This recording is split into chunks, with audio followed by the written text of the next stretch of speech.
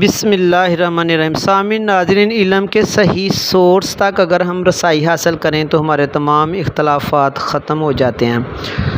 مثلا رسول اللہ صلی اللہ علیہ وآلہ وسلم جب صحابہ کبار علیہم رضوان کو نماز کا طریقہ سکھاتے تو آپ صلی اللہ علیہ وآلہ وسلم فرمایا کرتے کہ اس طرح نماز پڑھنا جس طرح مجھے نماز پڑھتے دیکھا، یا اس طرح نماز پڑھو جیسے مجھے نماز پڑھتا دیکھتے ہو۔ اس میں یعنی آبزرویشن ہے، آنکھوں کا تعلق ہے۔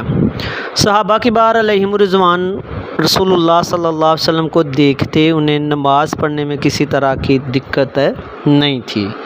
آپ صلی اللہ علیہ وسلم کے ظاہری وصال کے بعد جو ہے نا اس ضرورت کو فیل کیا گیا۔ ابھی کچھ صحابہ موجود تھے۔ اللہ تعالیٰ نے ایک ایسی شخصیت جو انتہا کی عبادت گزار، اللہ کا بہت زیادہ خوف رکھنے والی، تقوی رکھنے والی، علم رکھنے والی، حلم رکھنے والی شخصیت امام اعظم ابو حنیفہ رحمۃ اللہ تعالیٰ علیہ کو اسلام کے جو ارکان ہیں ان کے جتنے بھی مسائل ہیں احادیث کی روشنی میں ریسرچ کر کے لکھنے کی توفیق عطا فرمائی۔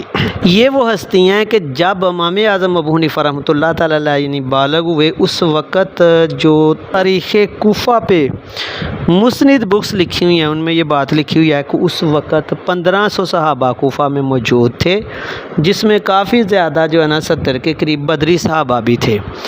ان سے آپ نے یعنی کہ علمی مباحثہ کیا، ان کو نماز پڑھتے دیکھا۔ اسی پر اکتفا نہیں کیا، آپ مدینہ المنورہ گئے، امام مالک سے آپ کی جو ملاقات ہے وہ بھی کنفرم ہے۔ ادھر بھی صحابہ کو دیکھا مشاہدے بیس پہ، تو پھر نماز کا طریقہ لکھا۔ اب اس کے بعد جتنے بھی امام آئے ہیں ہر ایک کی قدر و منزلت اپنی جگہ، علم سارا کچھ اپنی جگہ، لیکن ان اماموں کے پاس وہ آنکھیں نہیں جن آنکھوں سے انہوں نے صحابہ کو دیکھا۔ امام اعظم ابو حنیفہ رحمۃ اللہ تعالیٰ علیہ کے قریب کے امام مالک ہیں، وہ بھی آپ صحیح جب بکس پڑھتے ہو تو آپ کو کنفرم ملتا ہے کہ وہ رفع الیدین نہیں کرتے۔ اب رفع الیدین جو ہے نا یہ منسوخ سنت ہے یا کیا ہے، تھوڑا سا آئیے ہم چیک کرتے ہیں۔ جن محدثین کی ہم حدیثیں سناتے ہیں اور آج حدیثیں سنا کے تو ہم اپنے آباء و اجداد اور اہل علم کو غلط ثابت کرتے جا رہے ہیں، وہی محدثین جو ہے نا سنت کی تعریف کرتے ہیں کہ سنت جو ہے نا یہ حضور صلی اللہ علیہ وسلم کا ایسا عمل ہے جو بالکل واضح ہوتا ہے اور اس میں وسیع اختلاف نہیں پایا جاتا، وہ منسوخ نہیں ہوتا اور تواتر سے وہ چلتا آ رہا ہوتا ہے امت میں۔ اچھا، اب آپ دیکھو کہ امام اعظم ابو حنیفہ رحمۃ اللہ تعالیٰ علیہ نے جب نماز کو کمپوز کیا تو انہوں نے رفع الیدین سوائے شروع کے وقت تکبیر تحریمہ کے وقت انہوں نے نہیں لکھا۔ اس کا مطلب ہوا کہ صحابہ میں جو زیادہ تعداد میں لوگ تھے میں بھی اس وقت بلکہ وہ کرتے ہی نہیں تھے، کرتے ہوتے تو آپ اس کی انٹری ضرور کرتے۔ اور اس کے بعد آپ سنت کی تعریف کے مطابق دیکھیں، اس میں وسیع اختلاف ہے۔ مثلا آپ نے نماز میں کہاں کرنا ہے یہ نہیں صحیح ملتا۔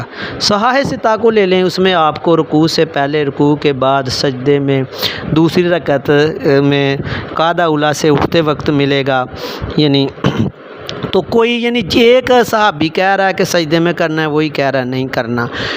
اپنے ذہن سے آپ ایک مقام فکس کر لیتے ہو، چلو ادھر کرنا ہے، یعنی کہ اتنی زیادہ کنٹراڈکشن ہے۔ اور پھر یہ کہا جاتا ہے جو کہ امام اعظم ابو حنیفہ کے علاوہ باقی امام رفع الیدین کرتے تھے تو اس کی بھی کوئی تحقیق نہیں ملتی۔ رفع الیدین یہ ملتا ہے کہ وہ رفع الیدین کے قائل تھے، اب سارے رفع الیدین کے قائل ہیں۔ کس کے قائل ہیں؟ نماز کی شروع والا رفع الیدین تکبیر تحریمہ کا۔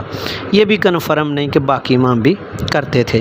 ہاں، امام شرانی عبد الوہاب النجدی سے اس نے پراپر اس کو لانچ کیا اور امت میں ایک جو صحیح طریقے پہ امت آ رہی تھی، صالحین کے طریقے سے ہٹ کے قتل و غارت کی، آل سعود کو لانچ کیا، وہ علیحدہ ایک یعنی کہ سیٹ اپ ہے، ادھر سے ملتا ہے۔ ابھی بھی آپ صحاح ستہ میں دیکھتا ہوں کہ آپ بخاری شریف میں لے لو نا، رفع الیدین کی احادیث پڑھو تو نماز کا طریقہ جہاں حضور صلی اللہ علیہ وسلم نے خود طریقہ سکھایا یا کوئی نماز پڑھی، ادھر جو ہے نا رفع الیدین کا ذکر نہیں کیا۔ رفع الیدین کے بغیر زیادہ حدیثیں ابھی بھی ملتی ہیں۔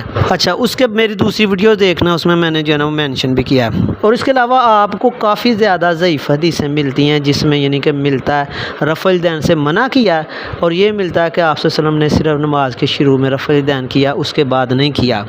اب کافی ضعیف حدیثیں ملتی ہیں، اس کا کیا مطلب؟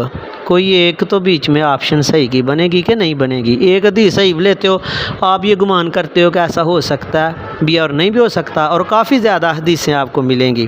اس کا مطلب وہاں سے بھی آپشن ملتی ہے اس کی ممانعت کی. اور دنیا بھر کی ساری حدیثوں کی آپ کتابیں لے لو, ایک حدیث بھی آپ کو ایسی نہیں ملے گی جس میں حضور صلی اللہ علیہ وسلم نے حکم دیا ہو کہ رفع الیدین کرو, یعنی نماز کے بیچ والے رفع الیدین کی بات کر رہا ہوں, رکوع اور سجدے والے کی کوئی نہیں ملتی.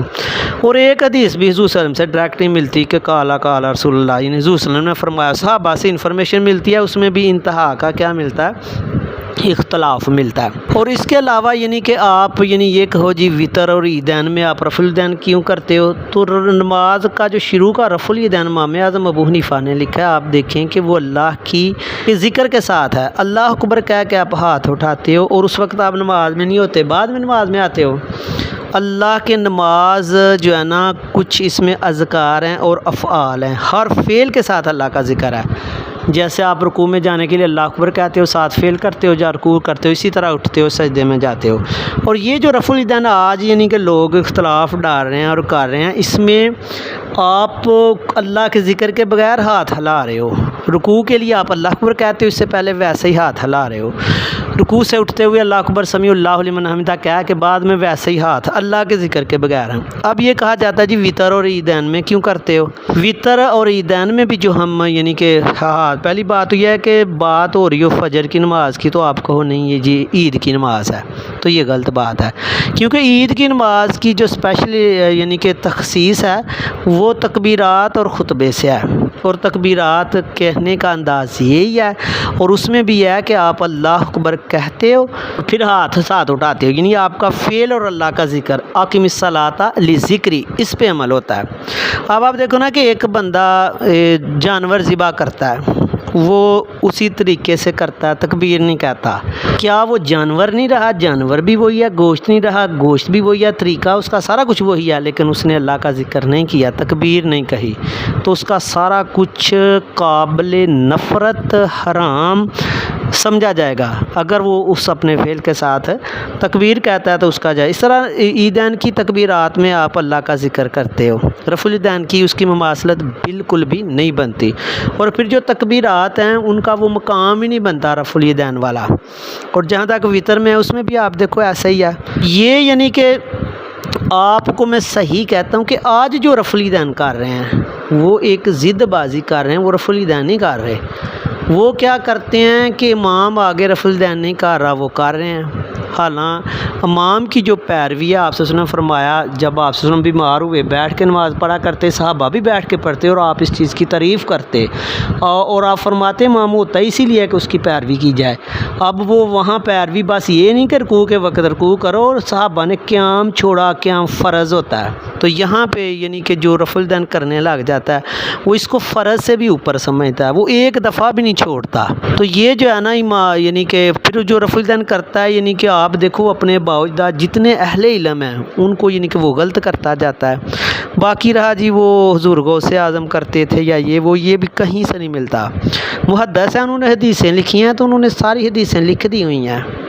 تو جو صحیح واضح عمل ہے, میں کہتا ہوں کس بیس پہ آپ صحیح نماز کو پیچھے کر رہے ہو, اور خود سے حدیثیں پڑھ کے کوئی بھی دنیا میں انسان نماز نہیں بنا سکتا. آپ ابو داؤد کی 1000 حدیث لیتے ہو تو اس کا متن پڑھنا فی الصلاۃ, اس میں 2 دفعہ لکھا ہے. صحابہ کہتے ہیں کہ ہم جو ہے نا وہ نماز پڑھ رہے تھے تو حضور صلی اللہ علیہ وسلم آئے, تو ہم نماز میں ہاتھ اٹھاتے تھے, تو آپ صلی اللہ علیہ وسلم نے منع کیا, کہا اسکنوا فی الصلاۃ, بار بار انہیں ہاتھ اٹھانا سکون کو خراب کرتا ہے. اور اس پہ حضرت عبداللہ بن عباس رضی اللہ تعالیٰ عنہ کی تفسیر میں کافی وضاحت ملتی ہے قرآن کی آیت کے تحت, قد افلح المؤمنون الذین هم فی صلاتهم خاشعون. خاشعون یعنی کہ جو لوگ نماز میں بار بار ہاتھ نہیں اٹھاتے. اس پہ بعد میں آنے والی تمام تفاسیر بھی اس میں ہیں.